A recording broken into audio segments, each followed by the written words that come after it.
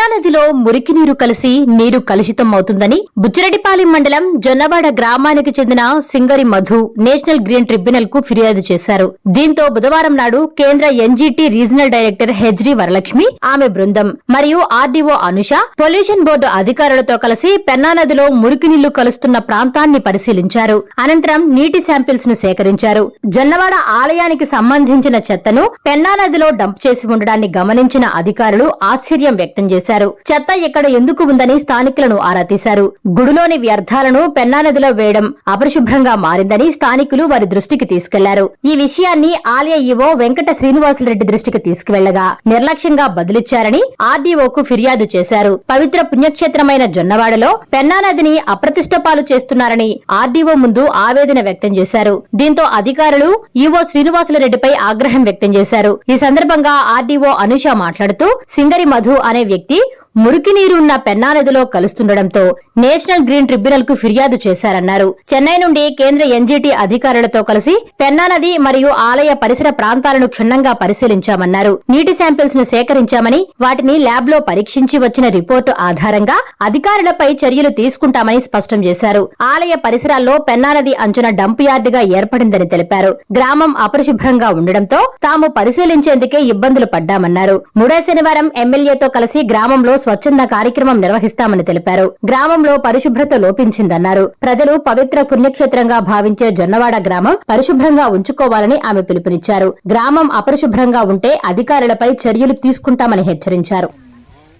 నమస్కారం. ఇప్పుడు ఇవాళ మనం బుచ్చిరెడ్డిపాలెం మండలంలో జొన్నవాడ గ్రామంలో ఇక్కడ పెన్నా నదిపై ఒక కంప్లైంట్ సింగిరి మధు గారు ఎన్జీటీలో దాఖలు చేసిన పిటిషన్ పై మన రీజనల్ డైరెక్టర్ వరలక్ష్మి గారు చెన్నై నుంచి రావడం జరిగింది. అలానే ఏపీసీబీ నుంచి మనకి ఆంధ్రప్రదేశ్ పొల్యూషన్ కంట్రోల్ బోర్డు నుంచి కూడా అనేక మంది అధికారులు వచ్చారు దీన్ని ఒకసారి పరిశీలించడానికి.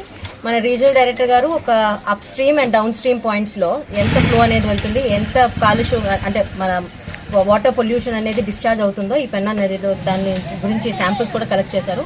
ఆ శాంపిల్స్ అన్నింటినీ కూడా ల్యాబొరేటరీలో టెస్ట్ చేసి దాని పరిమితి మించి ఉంటే ఎలాంటి చర్యలు అనేది ఎవరి మీద విధించాలనేది ఆవిడ డెసిషన్ బట్టి ఆవిడ పేపర్ మీద రాస్తారు అండ్ ఎన్జీటీకి సమర్పిస్తారు. సో దీనిలో భాగంగా మనకి నేను ఇవాళ జరిగిన జాయింట్ ఇన్స్పెక్షన్ ఏదైతే pollution control board, revenue and మన మేడం సమీక్షంలో ఏదైతే జరిగిందో ఇందులో చాలా వరకు కూడా ఈ టెంపుల్కి సంబంధించిన చుట్టుపక్కల ఎక్కువ వస్త్రాలు కానీ అండ్ వేస్ట్ మెటీరియల్ కానీ డంప్ యార్డ్గా ఇది ఒకటి క్రియేట్ అయిపోయింది. Very unfortunate. సో దీంట్లో భాగంగా నేను ఏమనుకుంటున్నాను అంటే నెక్స్ట్ థర్డ్ సాటర్డే, ప్రతి నెల థర్డ్ సాటర్డేని మనం స్వచ్ఛందంగా ఎప్పుడు జరుపుకుంటున్నాం. ఈసారి నెక్స్ట్ సాటర్డేని నేను ఎమ్మెల్యే గారు కానీ ఎంపీ గారు కానీ ఇద్దరిలో ఎవరన్నా సరే మనకి బుచ్చిరెడ్డిపాలెంలో ఎప్పుడైతే అవైలబుల్గా ఉంటారో ఆ రోజు ఇక్కడ కంపల్సరీగా కండక్ట్ చేయించాలనుకుంటున్నాను.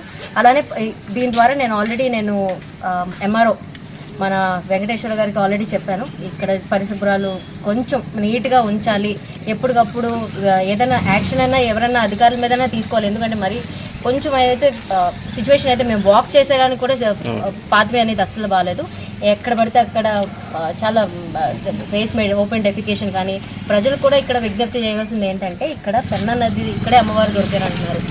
ఇలాంటి పవిత్రమైన పుణ్యక్షేత్రాన్ని మనం ఓన్ రెస్పాన్సిబిలిటీ తీసుకొని ప్రతి ఒక్కళ్ళు కూడా దీనికి ఎప్పటికప్పుడు క్లీనింగ్ ఎప్పుడు అధికారులు వచ్చే చేస్తారని కాకుండా రోజు మన రెస్పాన్సిబిలిటీ ప్లాస్టిక్ని కానీ ఏదైనా సరే మన వేస్ట్ వస్తువులు కానీ అక్కడ విసిరేయకుండా మనం కూడా రెస్పాన్సిబిలిటీ తీసుకోవాలని కోరుకుంటూ అండ్ మేడం రిపోర్ట్ ఎలానో సబ్మిట్ చేస్తారు అండ్ డెఫినెట్లీ ఇది మనం టేక్ కేర్ చేద్దాము. నేను పంచాయత్ సెక్రటరీ ఎంపీడీఓతో మాట్లాడతాను ఈ ఇన్స్పెక్షన్ అయిపోయిన తర్వాత. శానిటేషన్ అంతా కూడా వాళ్ళ విభాగం కాబట్టి ఎలానా నేను ఎంసీ గారి దృష్టిలో కూడా పెడతాను ఈ విషయం అనేది. ఎందుకంటే పెన్నా నది ఎంతో మంది నీరు వాడకాన్ని చేసుకునే ఈ పెన్నా నదిని మనం సంరక్షించుకోవాలి అండ్ ఫ్యూచర్లో కూడా ఇది ఇప్పుడు ఎంత ప్యూరిటీగా ఉందో దీనికంటే ఎక్కువ ప్యూరిటీగా చేయాలని కోరుకుంటూ. Yeah.